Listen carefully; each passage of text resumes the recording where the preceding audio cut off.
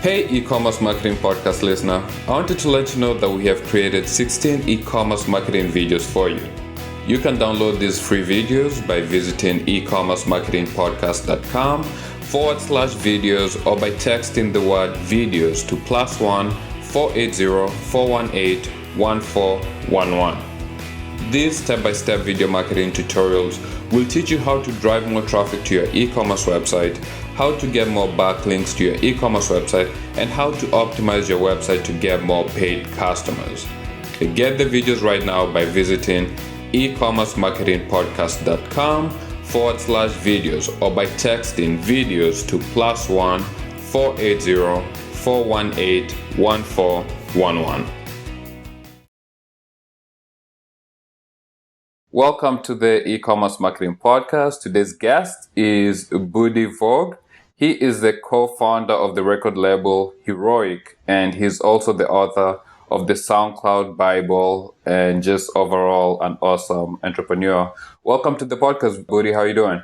Doing well. Thank you for having me, Robert. Yeah, so I'm excited to have you on. We're going to be talking about sales funnels. And before we get into it, just give us a quick background about yourself and just how you started Heroic, what you do, and what kind of projects are you working on right now?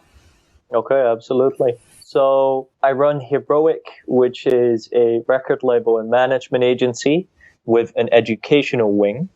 And we have one big vision, and that is to empower creators. And we operate mostly in the electronic music space. So when you think about big room, you think about EDM, these big festivals, that is really our business. And our company is an incubator for artists. So with the record label, we're able to discover artists on the internet, usually young, starting out, putting stuff on SoundCloud. And we're able to discover these super talented, rough diamonds and bring them to the market and give them an opportunity, get them some income, but at the same time, see who have the potential to really shine. And then now and then, these artists get incredible traction, and that's an indicator for us to then upstream them into the management agency, where we're, so to say, bringing them through the distribution chain vertically, right? And so they get that traction, and then we're able to really shift the focus from, hey, we're just going to put this out on the label to how can we build careers for these artists? So as an example, one of our biggest management artists is Son Holo, who went from 2,000 followers to a year and a half later, having played Coachella, Ultra, Tomorrowland. He's now in America. He's just in Veld and Art Festival, which are incredibly big festivals.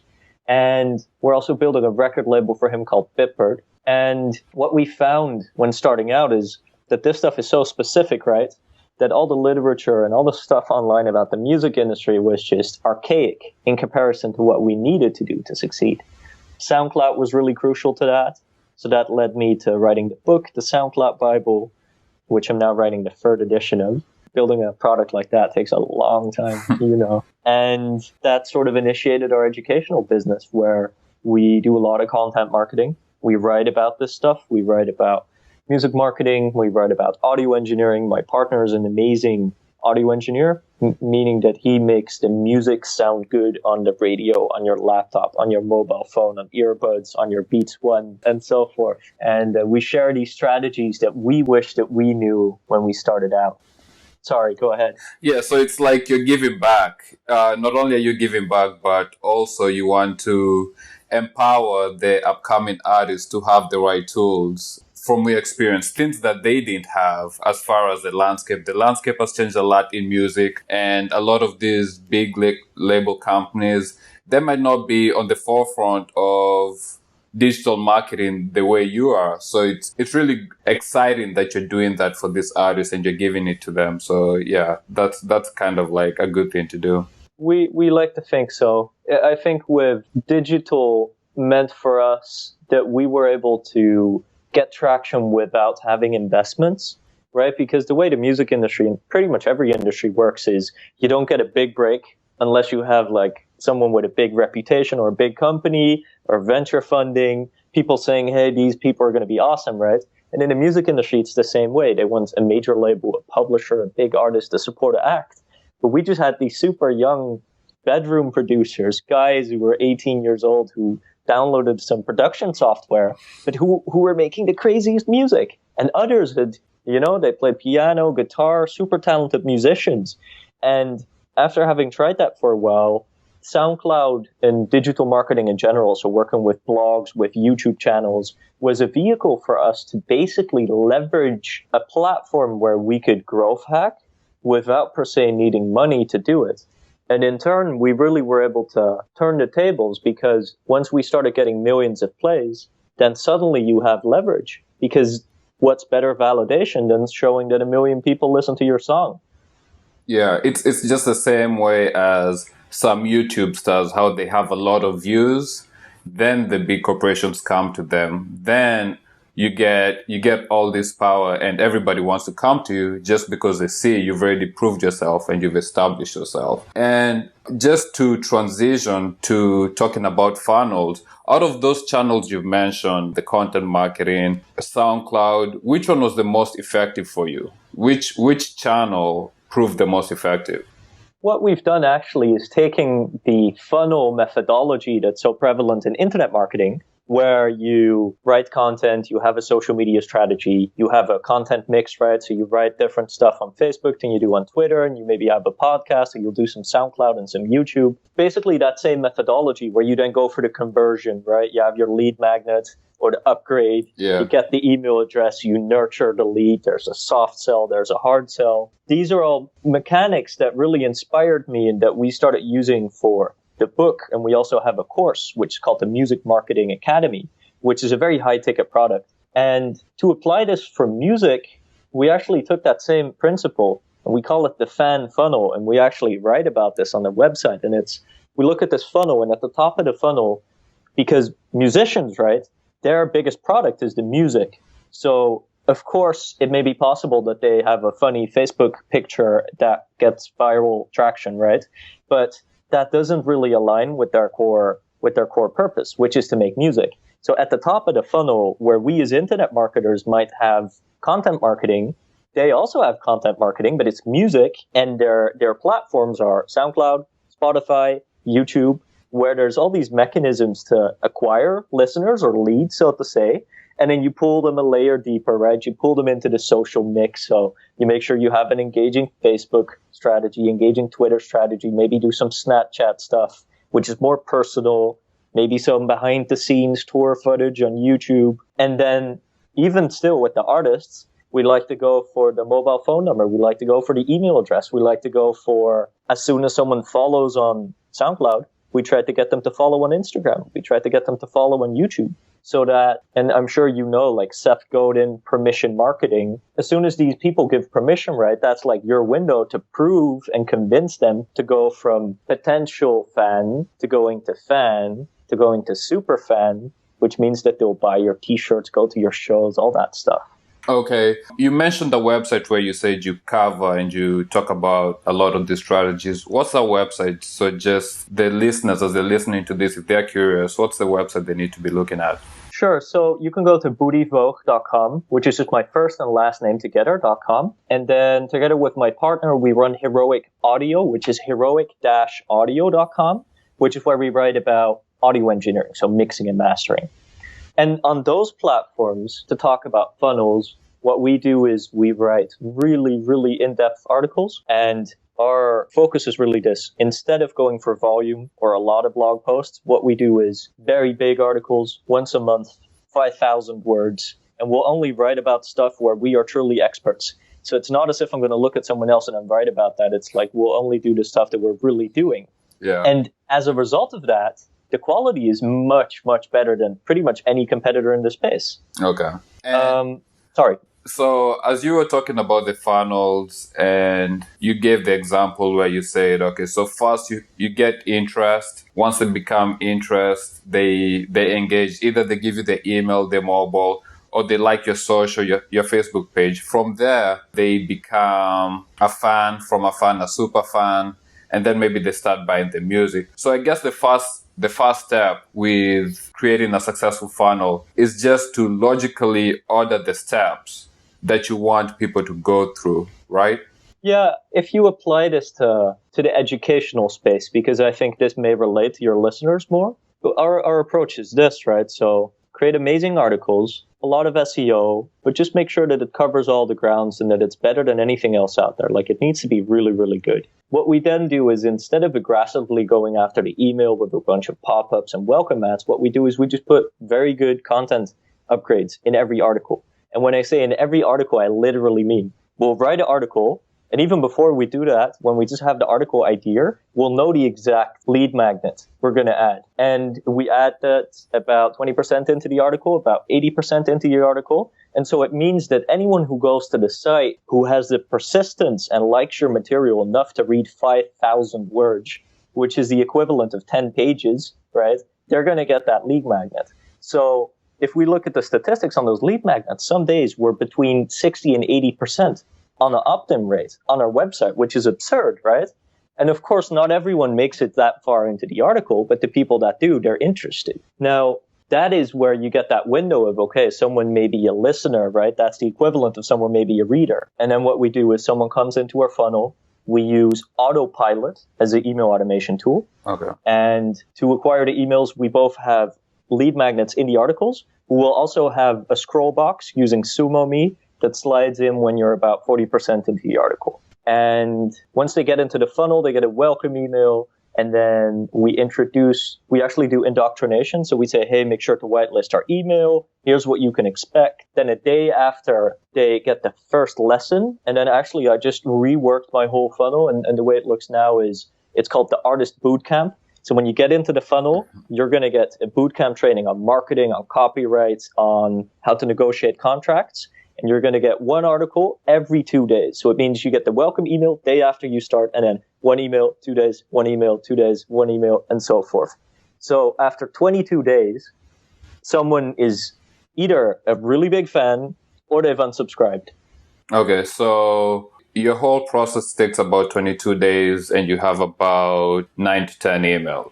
Yeah, so those 22 days for the bootcamp is 10 emails, and then there's an initial indoctrination email. And then throughout these 10 emails, the only time I'll even mention a product is just about on the 5th email, where I'll just casually say, if you like these tips, check out my book, The SoundCloud Bible. Because if the content is good enough, people are going to want more and they'll buy anyway. You don't need to go that hard. But then after the 10 articles, I actually do a hard pitch. I just go like, okay, hey, you got this far. You'll probably want to have more. Here's the book. Here's what's inside. Here's what it will solve. You should get it. And you'll have given people so much value by then that they won't mind you doing the hard sell, you know? Yeah. And then the funnel gets more complex. So for the course, the Music Marketing Academy, it's an online school, 15 hours of video content.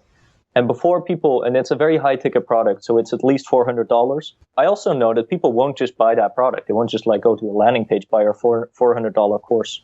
So we give them 3 free videos first of about an hour and a half of free content. 1 video, 2 videos, 3 videos. And only if they watch the 3 videos do they go into the launch sequence. Okay. Yeah.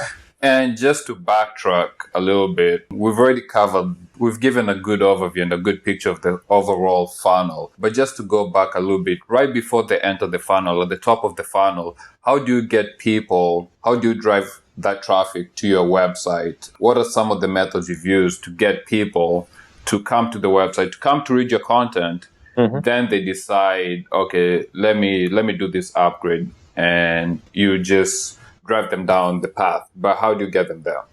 There's two steps to this answer. Step 1 is, let's say you have no audience, and let's say you have maybe 1 product or a service. Then what you'll need to do is you'll need to obviously make great content that's well SEO'd. So you want to use Yoast SEO plugin, make sure that you index. But then you may actually want to collaborate with other people. For example, do guest posts, go on podcasts, so that those are natural ways you could drive traffic back to your website. That's what I did initially. But to give people some perspective on the growth of my list is that first year literally took me 12 months to get 1,000 emails. Wow. Yeah. Second year, and I'm about 3 years in now, right, with the educational stuff. Second year took me about 12 months to go from 1,000 to 7,000 emails. Yeah. Third year, 7,000 to now almost 40,000 in less than 8 months. So it has snowballed, but it's just that first year. Yes, but the reason why it snowballed is this. So at the start, because there was only one product, right? I just had the book and my funnel wasn't optimized. At the start, it was just a blog, a drip with like 5 emails and a book.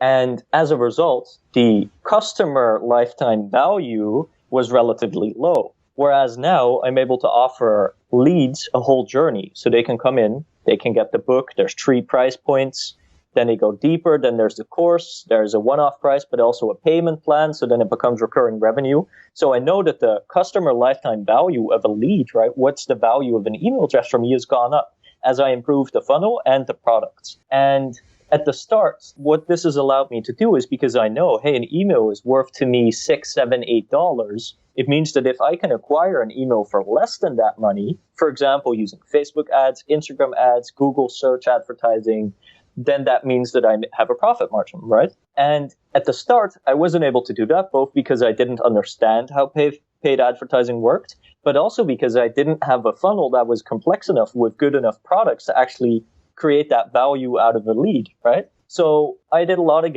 guest posting back then. I did a lot of growth hacking, getting backlinks from people, that kind of stuff. And then now I'm actually really the focus that we have is just post one amazing article a month. We have a little network of people in the industry that backlink, but it's okay. Like if I look at the traffic, maybe 60% is organic, but the rest is all paid. Then we just have unbounce for landing pages, and we just acquire tons of traffic, Facebook and Instagram advertising with retargeting campaigns at the back to push people through the funnel.